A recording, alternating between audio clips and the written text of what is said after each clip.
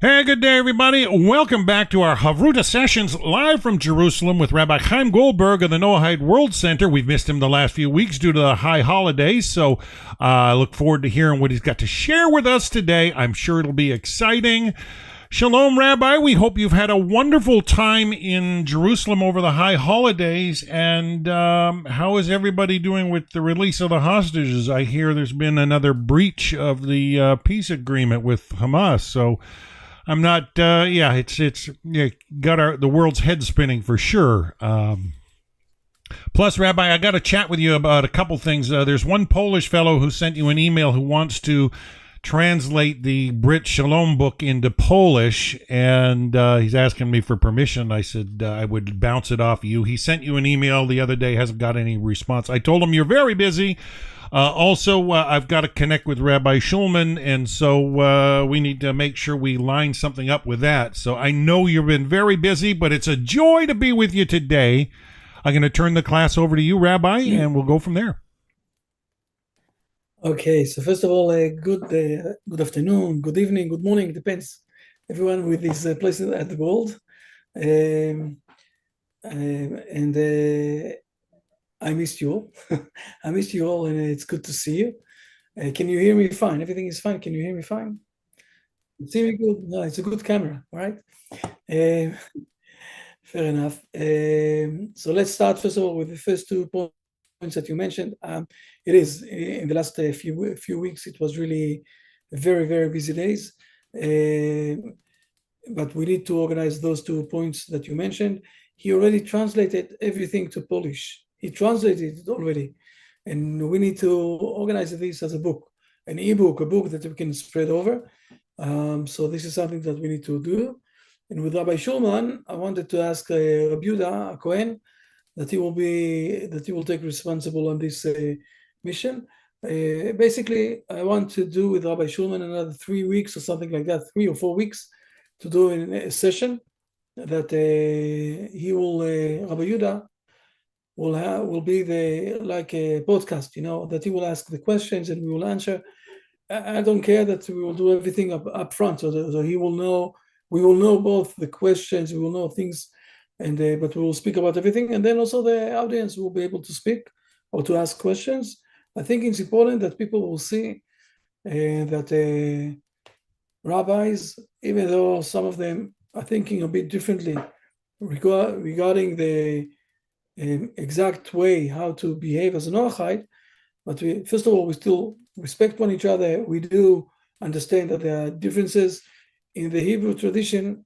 For example, my sister, she married a Yemenite. Today we call this a Houthis, she married a Yemenite more than 40 years ago. But for example, because it's really different, I will say,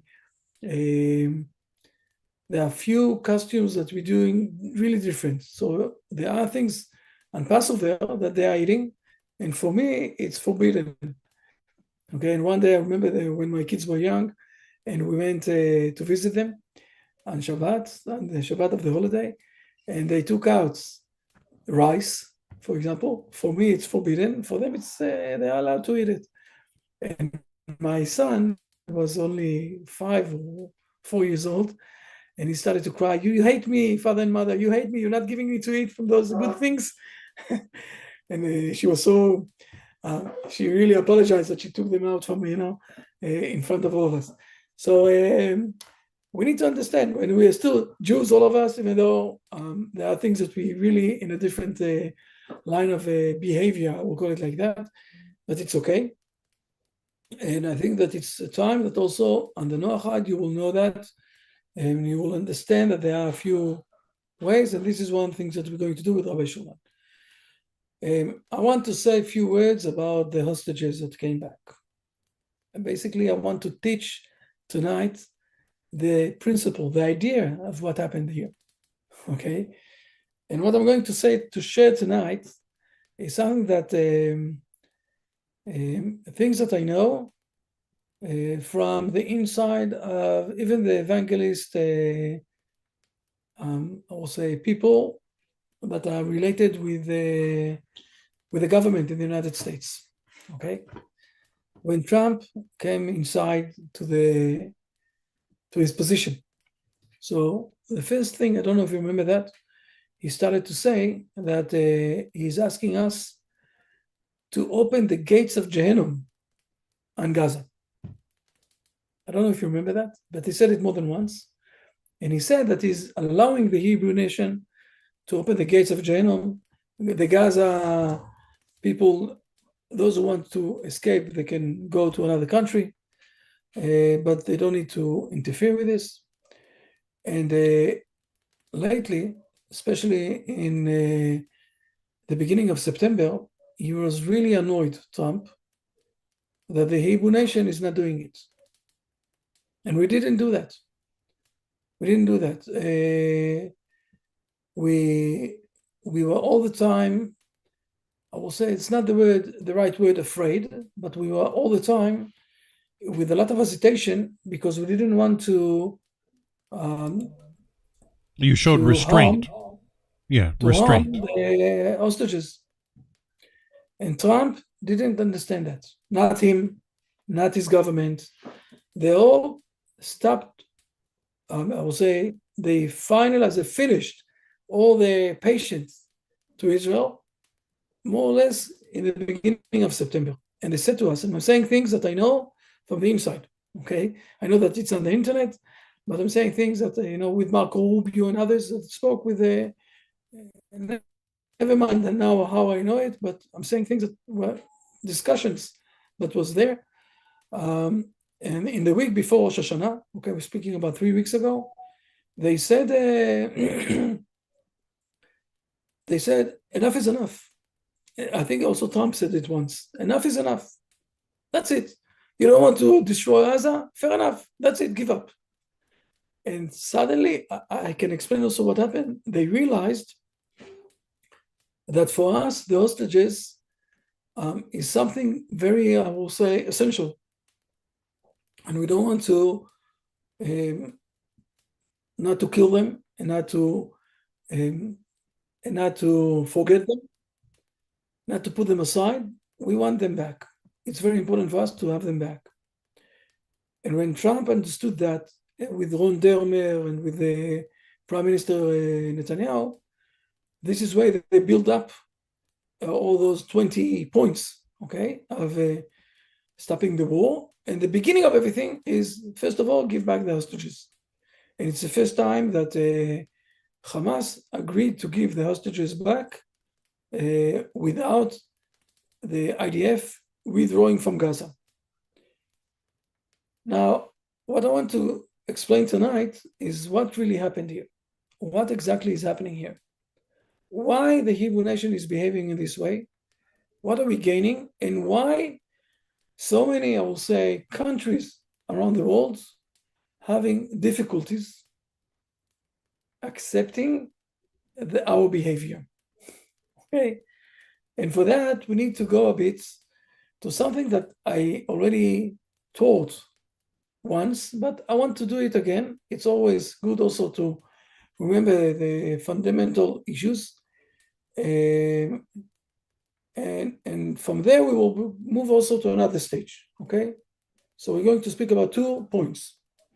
Helen, it's great to see you again in the gym. I'm joking. It's a quiet place. Very excellent. Don't do anything while we're learning. Listen, learn with us. So, first of all, I want to express, and let's share the screen maybe. I want to express that yesterday we read the first 5 plus few sentences, few verses from Genesis, the beginning of Genesis. As we all know, beginning of Genesis, we don't have the Israeli nation at all. For the first 11 chapters, we don't have not the Israeli nation, not the Hebrew nation. The Hebrew nation is coming in chapter 10. Okay, but the first we have the first 3 chapters, and then we have the 4th chapter. Okay, in the 4th chapter we have something that we need to understand, because This is, I will say, the judgment of God, I will say, for the point of view of our moral behavior one to each other. And the main problem of the moral behavior one to each other is to realize that I was created in the image of God, but Vincent, also you were created in the image of God. Also Martina, Kelly, Angelica, Dan, Helen, we are all being created with the image of God.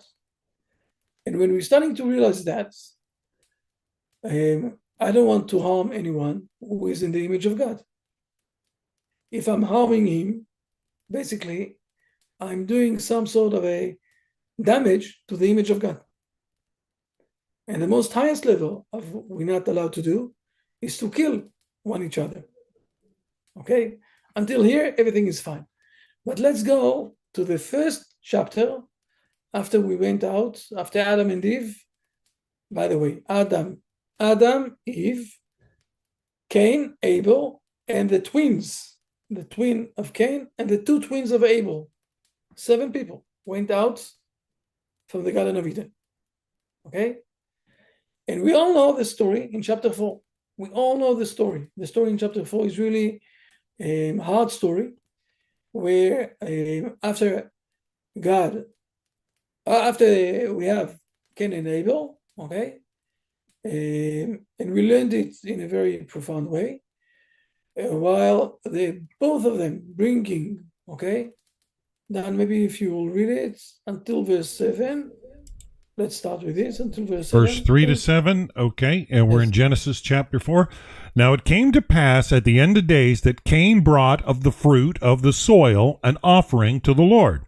And Abel he too brought of the firstborn of his flocks and of their fattest, and the Lord turned to Abel and to his offering. But to Cain and to his offering he did not turn, and it annoyed Cain exceedingly, and his countenance fell. And the Lord said to Cain, why are you annoyed? And why has your countenance fallen? Okay, so we know this story. It's not the new one. Everybody's reading it. Everybody knows it. And then God is saying to him, it all depends on your decisions. Right. Is it not so that if you improve, it will be forgiven you? If you do not improve, however, at the entrance sin is lying, and to you it is longing, but you can rule over it. Fair enough. This is, I will say, the main statement of God to every human being. You need to know there is inside you also something that is disturbing you, bringing you to become more selfish, whatever it is, but you can control it. And then we have the 3, I will say, main verses of the most hardest sin, that from there on, it's continuing till today. Please read 8, 9, and 10. 8, and Cain spoke to Abel his brother, and it came to pass, when they were in the field, that Cain rose up against Abel his brother, and slew him. And the Lord said to Cain, where is Abel your brother? And he said, I do not know. Am I my brother's keeper? And he said, what have you done? Hark, your brother's blood cries out to me from the earth. So, first of all, the first point that I have here, and it says that and Cain spoke to Abel, and there are 2 words here that I don't understand why we need to write them in the Bible. Abel, his brother. Why do we need to write it?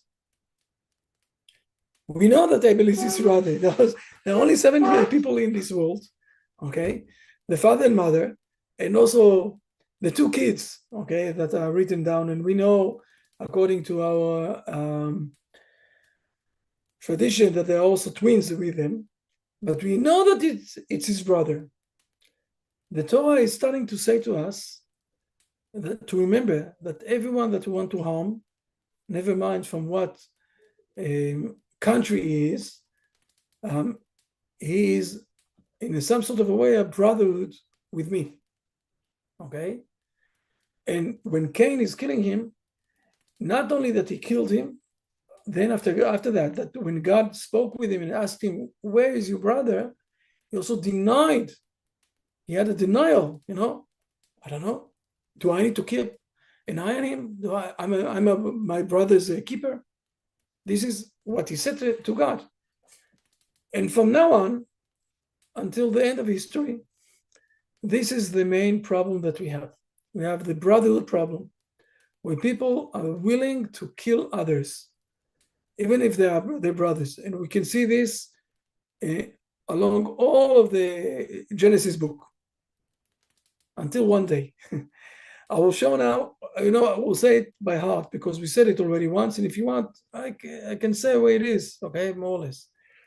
There are two interesting people that are very similarly looking the same, okay? And I'm speaking about Abraham and Lot. Lot is the son, is the nephew of Abraham, okay? Lot is the nephew of Abraham. And Lot, as a nephew of Abraham, they were like brothers. And Abraham took him, I will say, he took him underneath him because his brother, Abraham's brother, got killed. So, by Nimrod, by the way. Okay. So, Abraham is taking him. When he went out, when God told him that he needs to go.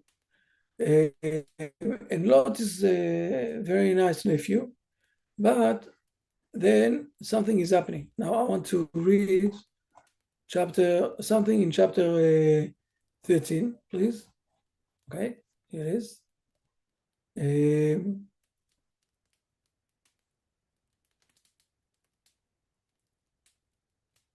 Please read verses 5, 6, and 7. Okay.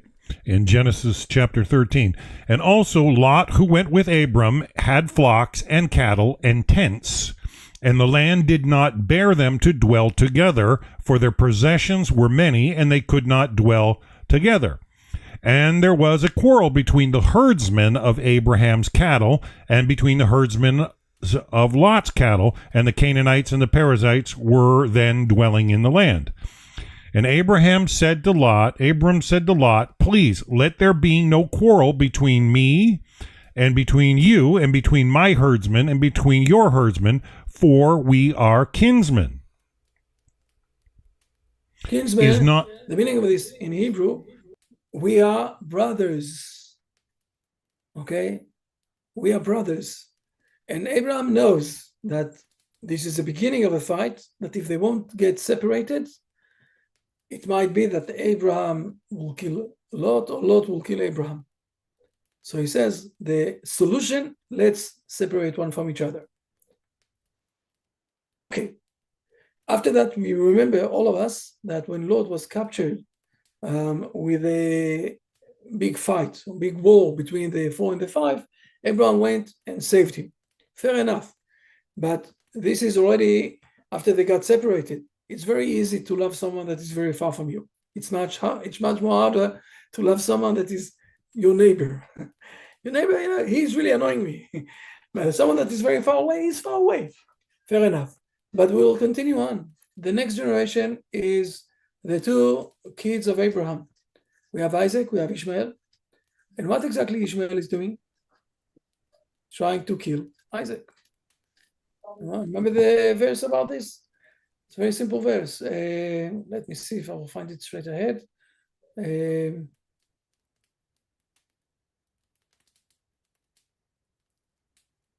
think it's here. Yes, it is.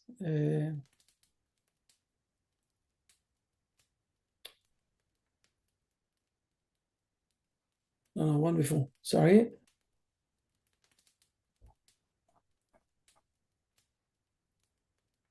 Ah, I mixed it. I was wrong. It's almost. I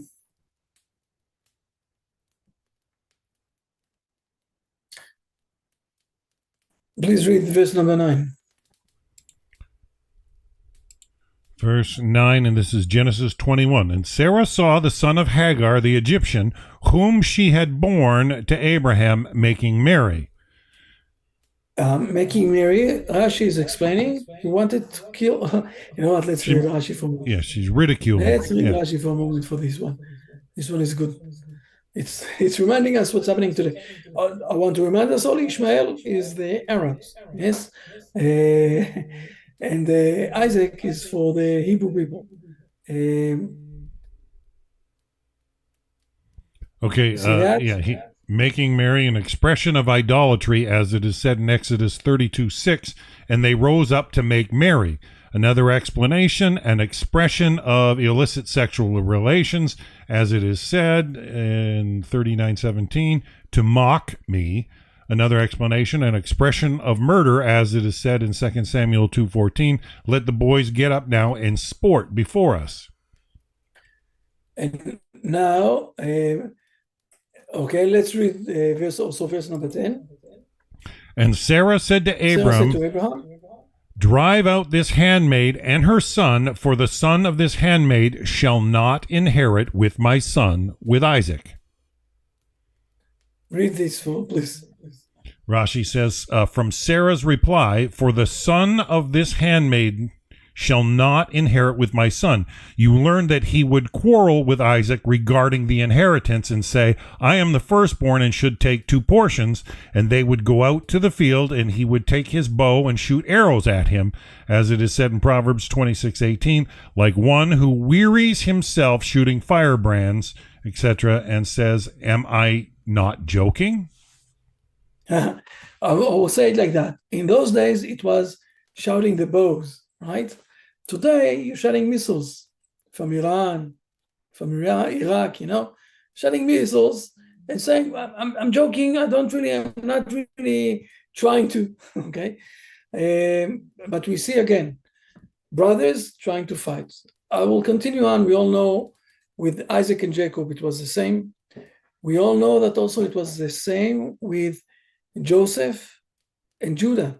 Judah was, I will say, the firstborn. He wasn't the firstborn, but he was the king of the Hebrew people. And they were all against Joseph.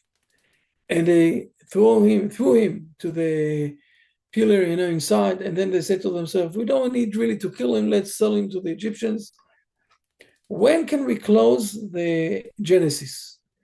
Only at the time, that Judah is taking full responsibility on his brother Benjamin, and he's standing in front of a big king. He doesn't know that he is Joseph, and saying to him, I'm not going back home without my brother.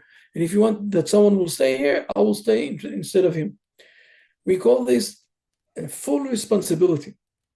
Full responsibility. And this is when we're closing Genesis. Only then the redemption can come with Moses and Aaron, okay? 2 brothers that really were loving one each other. As it says already, okay, that when Aaron will go to accept you when you're coming back to Egypt, Aaron will have a lot of joy inside his heart. It's written down in Exodus. What I want to say basically is that the Hebrew nation is showing, I will say, is fixing the problem of the brotherhood. We know that not only Trump, okay, the whole world said to us, listen, that's it. If you want, kill all the Hamas people, but do it fast. If you want, don't continue without doing anything. And we said, no, but we want the hostages back. And they said, Hamas said, we won't give them back. And only when Trump realized that it's one of the most essential things that we have in a moral way, that we are all brotherhood. And I want to remind us all, do you all know the story about the airplane in Uganda? Okay, Uganda is something like 6,000 miles far from Israel. But in 1977, I think it was, that there was an airplane that has been hijacked, okay? And the Hebrew people sent troops to very far place to rescue those hostages that were there. And they were there only because they were Jews. And the whole world is a bit amazed to see that we're saying that we came to the stage, we have no problem to demolish Gaza in few days. We didn't do that because we want our hostages back. And we were frightened all the time that if we will do something so hard, we might also kill our hostages. I don't know if you know, but an occasion where our army, unfortunately, accidentally, they killed few hostages who managed to escape from their terror people that captured them. And our army killed them. Now, the families were really, they said everything, that we're not upset about the army or about the troops that were there. But this is a big trauma that happened to the Hebrew nation. And this is what happened. Is exactly after 2 years, they gave us back the hostages. And we see in Genesis 3 times that straight after 2 years, it's mentioned in Genesis, something is happening and the world is going to a new redemption. Let me show you this, please, okay? I'm going to the second point that I want to say. So first of all, I explained that there is a very important point. I will say I have a moral point that it's very important for us, all of us, and we're feeling responsibility. Most of the people that went outside to the field and grabbed their rifle and went to the troops was mainly to bring back the hostages. Unfortunately, we also killed people on the way, but we fight it against terror people. But there's another thing. It was exactly, now I'm speaking about the second point. It was exactly 2 years after they were captured that they were released. I want to show you 3 times in Genesis that it's mentioned those 2 years. And after those 2 years that is mentioned in Genesis, we are going to a higher level in this world, okay? The first one is let me share the screen. The first one is after the flood, okay? So let's close Rashi for a moment. And let's go to chapter 10. It's after the flood. And after the flood, it says, no, chapter 10, please, go. After the flood, chapter 10, it's describing 70 nations. Okay, this is where the source of the 70 nations. Okay, but it starts, I'm sorry, why? What happened? Just a moment.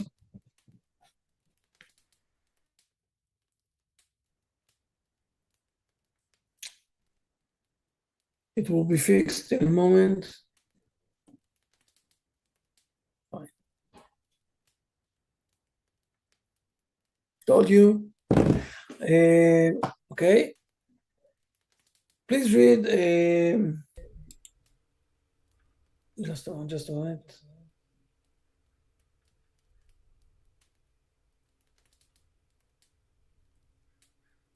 Okay. First of all, read verse number 1.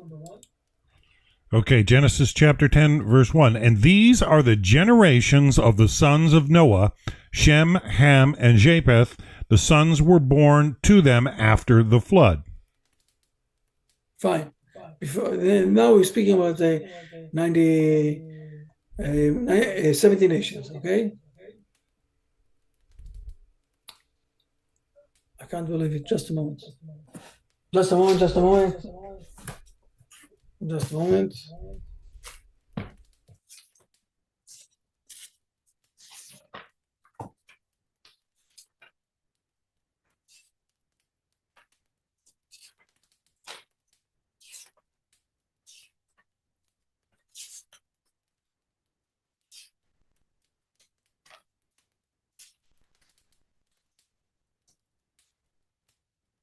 Yes, I'm right. We're in chapter 10. No, sorry. Let's go to chapter, just a moment. Let's go to chapter 11. In chapter 11, okay, it says, I'm in 10. I want to move to 11. Fair enough. Please read verse number 10. This was my mistake. Verse Please, 10 yes. of chapter 11. These are the generations of Shem. Shem was 100 years old, and he begot Arpachshad 2 years after the flood. How much time? 2 years. 2 years. Exactly 2 years. Okay. Those 2 years are Arpachshad. After Arpachshad, there will be Abel, and from Abel there will come Abraham. So we see here that 2 years after the flood, there is something that is an occasion that will bring the Hebrew nation to the world. Let's jump to the second time in Genesis. Okay, you with me? Let's jump to the second time in Genesis. For this, we need to jump. Let me see it again in my book, and then I will do it on the internet. I'm sorry that I know this on the book better than the internet.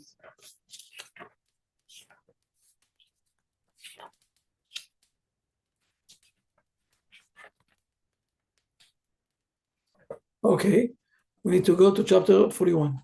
Okay, you with me? Let's see. What's happening here? Please read verse number 1.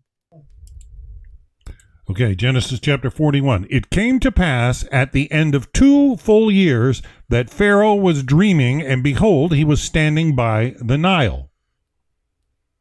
And we know he had a dream, and then they brought Joseph, and Joseph became the king of Egypt, and he saved the whole region from the famine that was there. Right? It happened 2 years. So we have second time in Genesis that after 2 years, something is coming and it's changing the world. It's really helping the world.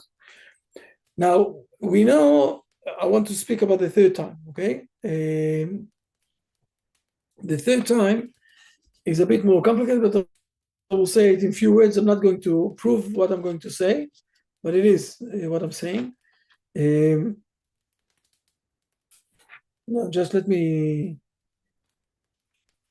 When Joseph is exposing himself in front of his brothers, okay, he's saying to them that they need to bring Jacob to Egypt, right? This is what he's saying to them, but there's also something there with the 2 years. A moment, I'm going to show you. Here it is. 44. Let's jump to 44.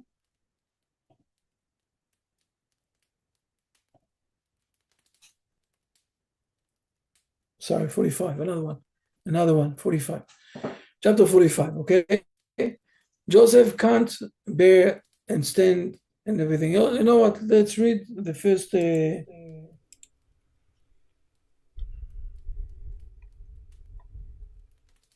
Okay, you tell me when to stop. I'll 6 start reading. verses, please.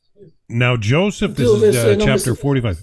Now Joseph could not bear all those standing beside him, and called out, "Take everyone away from me." So no one stood with him when Joseph made himself known to his brothers. And he wept out loud, so the Egyptians heard, and the house of Pharaoh heard. And Joseph said to his brothers, "I am Joseph. Is my father still alive?" But his brothers could not answer him because they were startled by his presence. They were shocked, no doubt. Then Joseph said to his brothers, "Please come closer to me." And they drew closer. And he said to them, "I am your brother Joseph, whom you sold into Egypt. But now do not be sad, and let it not trouble you that you sold me here, for it was to preserve life that God sent me before you. For already 2 years of famine have passed in the midst of the land, and for another 5 years there will be neither plowing nor harvest." Wow. Enough. What we know here, again, we're speaking about 2 years, and after 2 years, Jacob will come to the Egypt land. And our sages are saying that when Jacob came, the famine stopped. So it's the third time in Genesis that we see that after 2 years, we're moving to the next stage. And the next stage is bringing more, I will say, redemption to this world. Okay, at the beginning, suddenly Abraham is coming, or his, forefathers are coming, 2 years after the flood. Second time is 2 years after something that happened, an occasion. We didn't went inside of this. Joseph is going out and he is managing to rescue the Egyptians. And 2 years after the famine started, Jacob is coming to Egypt and the famine is stopping. And also today, after 2 years, exactly 2 years, they gave us back the hostages. So most probably there is something new or another stage that this world is coming to. And now I'm coming to the third part that I wanted to explain today. So we started with the importance of the brotherhood mission to keep an eye on the back of my family, my friends, whatever it is, my nation.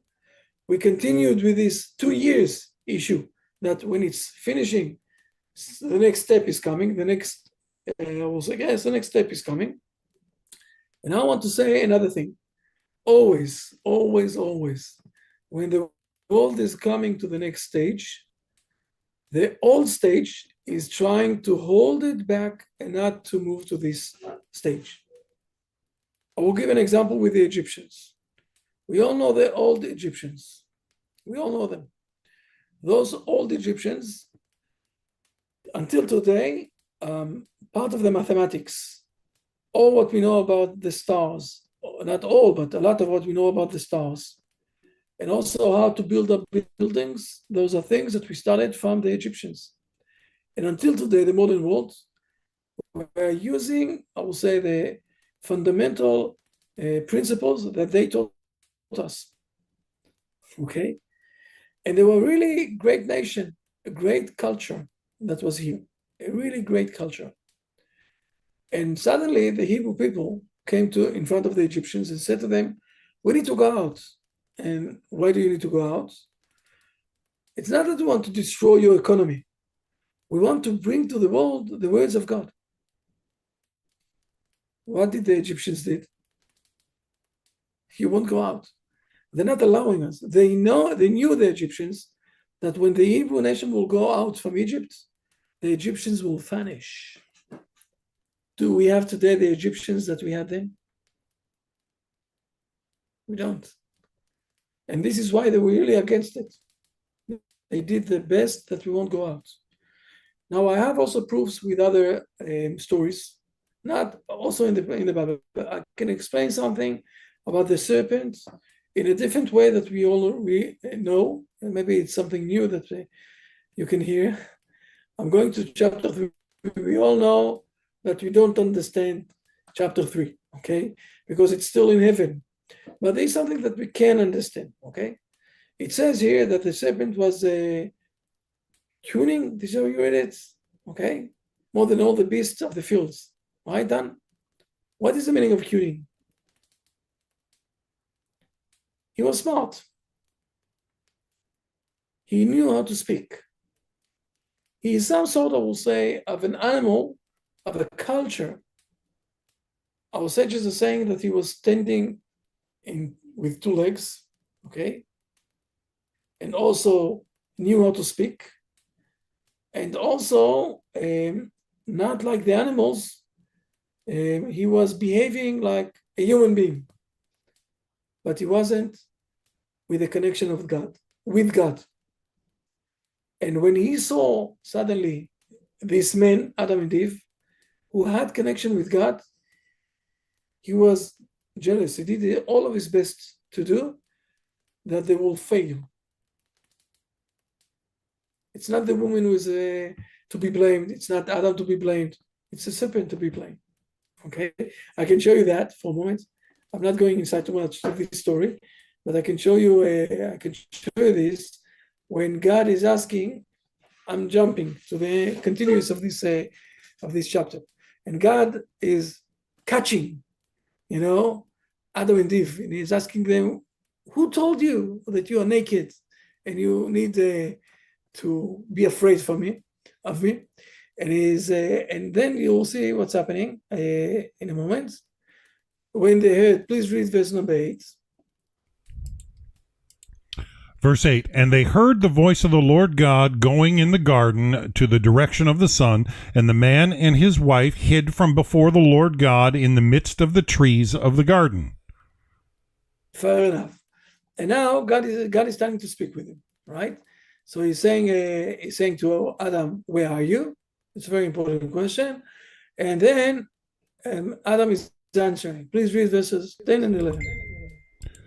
And he said, I heard your voice in the garden, and I was afraid because I am naked, so I hid. And he said, who told you that you are naked? Have you eaten from the tree of which I commanded you not to eat?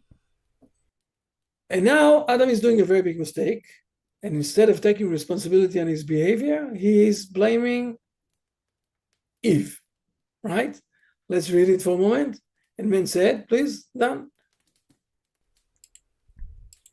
And the man said, the woman whom you gave to be with me, she gave me of the tree, so I ate. And we said more than once, this is he showed his ingratitude, okay? Yes. So God is not doing anything.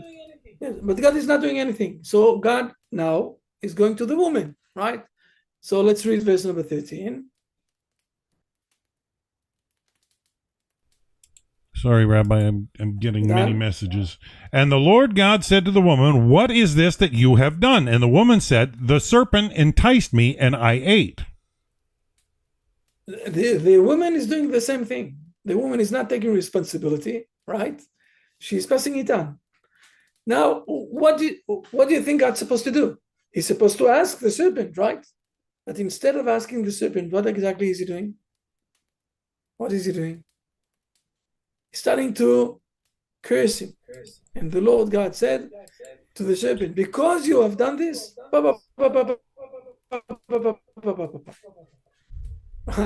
he asked the man said, the woman. He asked the woman said, the serpent. Instead of asking the serpent, why did you have done this? He's not asking him, he's cursing him. Okay? Now let's read Rashi for a moment.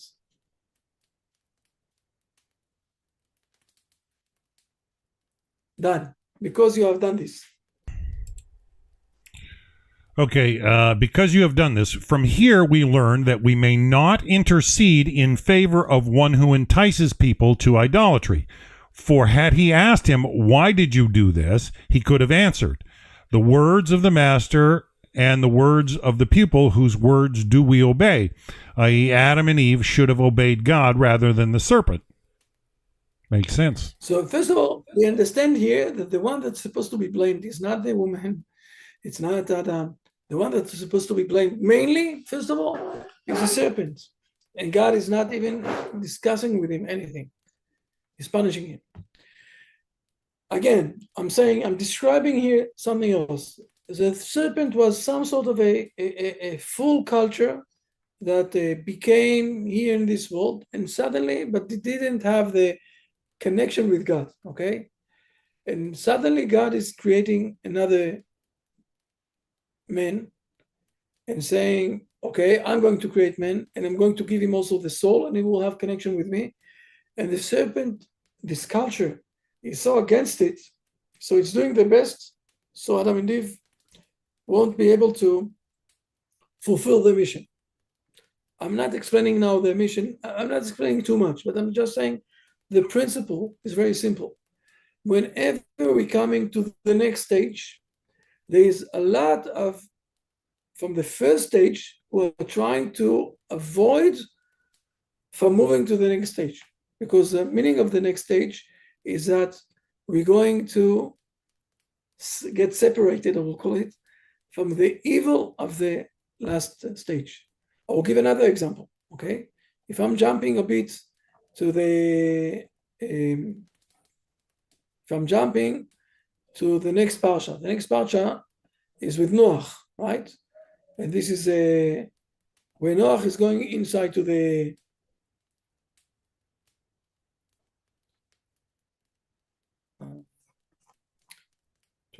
I will say it by heart, okay? And now you will listen to what I have to say. I won't show it now where exactly it is. it says that when Noah, for 100 years, he was building the ark. And why? He basically planted the trees. They grew up for a long time. And then he organized everything. And he organized the ark for 100 years. And the question is, why? So everybody will ask him, what are you doing? I'm doing an ark. There's going to be a flood. You need to change your bad behavior. And people laugh at him. And then it says that people said that if they will see that he is going, the flood is starting, and he is going inside the ark, they are going to break the ark, so Noah won't be able to be saved, like them. And what God did, he surrounded around the ark lions and bears, and whoever came to the next to the ark, they ate him. They punished him. They fought against him. Again, what we see, the world is understanding, okay, or visualizing that the next stage is coming, and God is wiping off all the badness that was before, and the continuous of the world is going to become through Noah. So the world is against it. I think, and I'm saying here things that I think it's very clear. I think that there is a lot of big wars, mainly the First World War, the Second World War, and then we have the third one against Saddam Hussein, if you remember that, in the 90s. And now we have also a war that is touching all of the people. I think that the Hebrew nation came back to their homeland. There is a lot of upsetness, a lot of hard feeling, a lot of people who are against it, and they're doing their best. A lot of nations, they're doing their best to stop the Hebrew nation from coming to the main glory. Now, there are those today who, just like Jethro, is becoming connected with the Hebrew nation. And it's more and more. By the way, last week we had face-to-face with people that came from South Africa, a very big community there. And almost every week, I'm telling you that there is more and more communities, more and more people that are joining. There are those who are joining, but there are those who are really against it, and they don't want that the Hebrew nation will come to the next stage. But I think that there is a hinting here with these exactly 2 years that the next stage is, I will say, getting more connection with God. And nothing will stop it. Nothing will stop it. The only question that we have today, who is joining this path and who is going to be in the dust of the history, like the old Egyptians, like the old Greeks, like the old Romans. You know, if you will go today to the Greeks, I don't know who of you visited the islands in the Greeks. When you speak with them, you don't see any part of the glory that they had 2,000 years ago. They were big philosophers. Until today, we are using a lot of their philosophers' ideas for the modern world. Okay? But if you will speak with the Greeks, you won't see any glory of what happened then 2,000 years ago. You can't say the same thing about the Hebrew people. You come to Israel, you speak with the people of Israel, you feel in your heart that you're like in Disney, you know, when someone is laughing with someone else, he's on the air, right, Angela? You're coming to Israel and you're feeling like, you know, oh, whoa. You're more than welcome, all of you. And I will give you a personal tour, okay? I promise. We're moving to the next stage. 2 years. It's a hint of a 2 years. If I'm summarizing, okay? We have the brotherhood mission. We're showing this to the world. 2 years were very hard 2 years. And now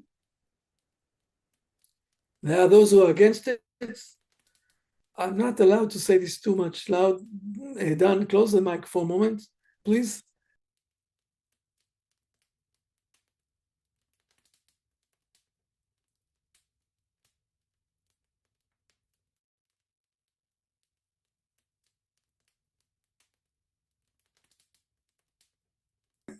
But I can't explain that. I won't go to, especially not on the internet.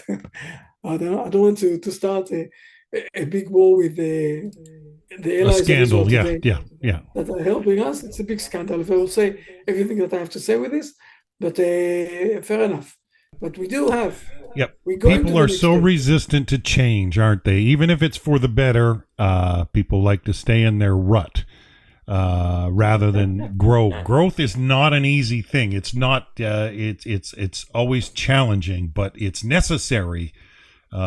Growth has to happen, and we all have room to grow for sure. And we've got to leave room for others to grow as well. And sometimes things collide, but as long as we're mutually respectful and caring, I'm sure leave room for growth for others. And things can be better. So I'm summarizing, okay? We saw 3 points. The point number 1 that we saw is the brotherhood mission. And one of the things that the Hebrew nation is doing is showing to the world that we can fight and we can go outside and we can even maybe, God forbid, we have more than 1,000 soldiers who died in this war. And all of this is mainly for bringing back our part of the family. This is point number 1 that we saw. Second point that we saw, that there is a very important point of the 2 years. We saw this in 3 times in the Genesis. And after 2 years, the world is coming to a new redemption. And the third point that we saw, that always there is those who are trying to avoid from the world to come to the next stage. So on one side, they need to know it won't help them because the world is going to progress. And the second thing is, I'm really admiring all of you for being part of this way, and that you this journey connected, I will say, partnership with the Hebrew nation to the next stage, and it will bring you also to the world to come and everything else. We will all be together also there, but we'll bring together the world, the next stage of the world. Exciting. I think it's enough tonight. Does anybody in the group have any comments or questions they want to ask the rabbi before we wind it up? Well, Rabbi, Ahmed in Egypt was trying to connect as well. He wanted to reconnect. He said he sent you emails and didn't get any response. But in the last 2 weeks, because of the holidays, I told him that. Yeah. I saw also Angelica sent me 3 emails, and I didn't even have the time to read them. So I'm sorry, but I will read them as a response for an email. Very busy, yes. Well, we're so glad. Lisette, Lisette sent me a message, and I organized all the answer, and I didn't send her yet. I'm going to send her. Okay, fair enough. She's also there. Yeah, sometimes, we get our plates are over full, and often. And I find when I start a broadcast is when I start getting messages, like setting up for this broadcast today, even had about 22 messages, before the class starts, and I'm trying to scramble and put everything together to get it broadcast out there. Yeah, so it's a joy, I will say, but it's also it sometimes can.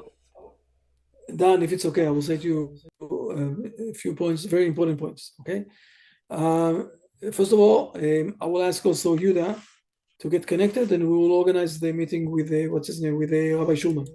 Sorry, yes, Rabbi Schulman. I'll talk to him later today.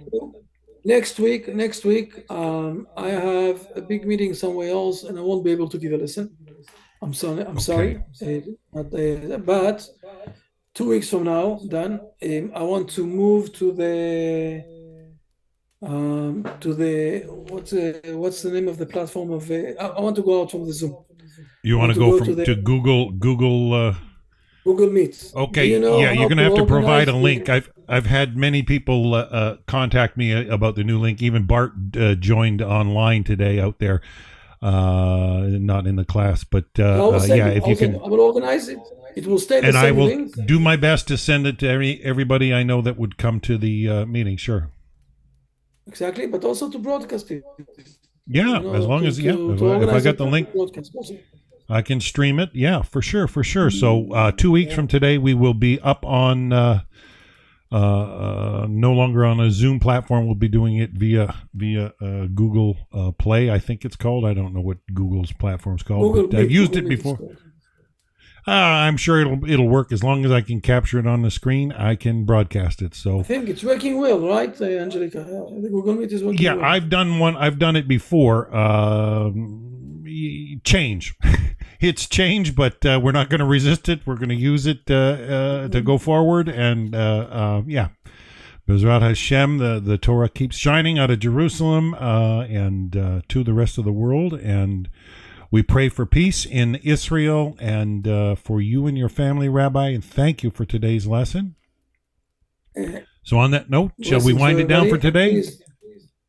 Yes, and please, I'm asking everybody to be with a lot of smile in their faces. Okay, it's very important. Yeah, joy's a hard thing to find for some people, but it's available, and yeah, got to have the right outlook. My wife baked some fresh cinnamon buns just before this class, so I was smiling right at the beginning of the class with fresh, hot cinnamon buns. It was great. Oh, I'm going to go get another one. So on that note, I'm going to sign out for today. So we will be back in 2 weeks. Bezrat Hashem, blessings to you, Rabbi. All right, you're going to have to shut the class down, Rabbi. All right, bye for now. Bye.